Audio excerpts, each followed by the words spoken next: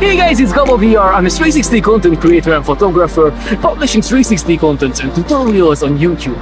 And this time, I guide you behind the scenes of the full process, how I take a little planet photo for a client.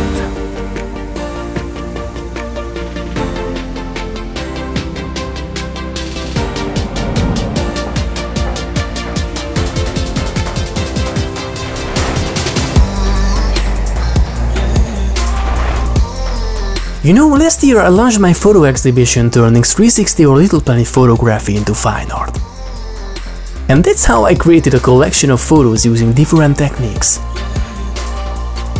So among others there are a couple of building photos too, with two famous attractions of Budapest, the castle and the Basilica, which is actually one of my first Holy Planet photos from those times when I invented this technique. But recently someone contacted me and she'd like to buy a photo of a specific building which I haven't photographed yet. And it's not an easy one. So that's why I will board on that ship and go on a short journey in the golden hour. I need to get to the middle of the river Danube.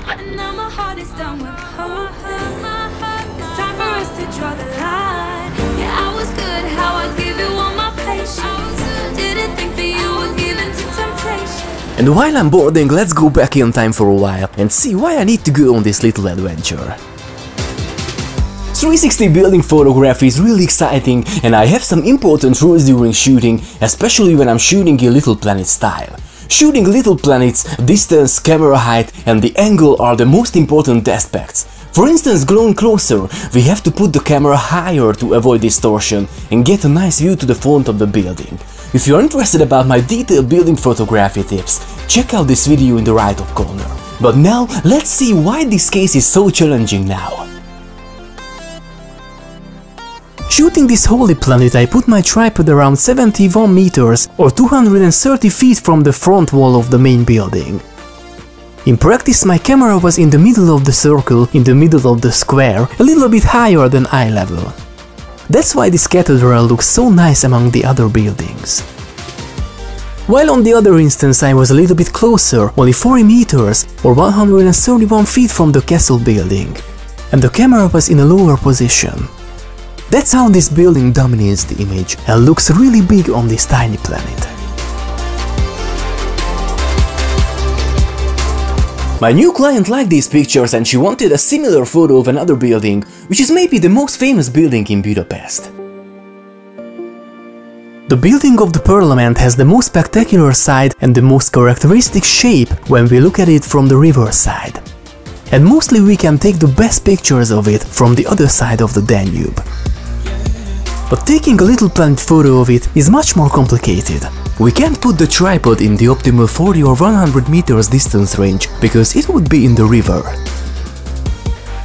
No wonder I haven't taken a photo of this side of the building yet, but now I have to figure out how to make it. Obviously the perfect camera position is somewhere on the water, so I thought I should take a boat. The main problem is there are only 2 ships a day passing in front of the Parliament. One in the morning when the sun comes up behind the building and the other one in the afternoon. But I guess I'm really lucky because in this part of the year the afternoon ship arrives to the building in the golden hour. Or if I'm really lucky, it will be exactly at the time when the artificial lights are turning on, illuminating the building. So I take the boat, giving myself enough time for the preparations, checking out the lights and setting up the camera manually. As the sun is going down, I can't trust the automatic camera settings, because I'm afraid it would be a little bit overexposed.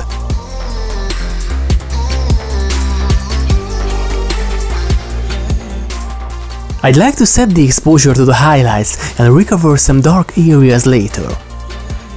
At the end of the day, I need a nice exposure of the sky and the sunset too.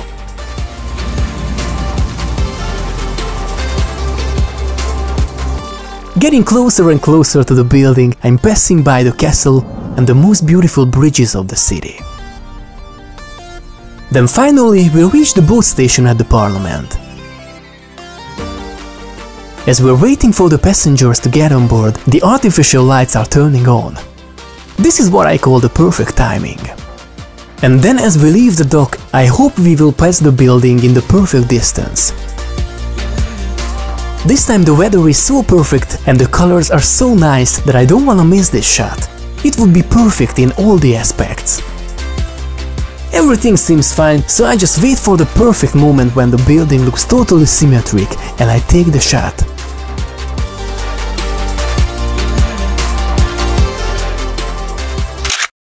It looks nice, so now I just have to cruise for a while and get off the boat.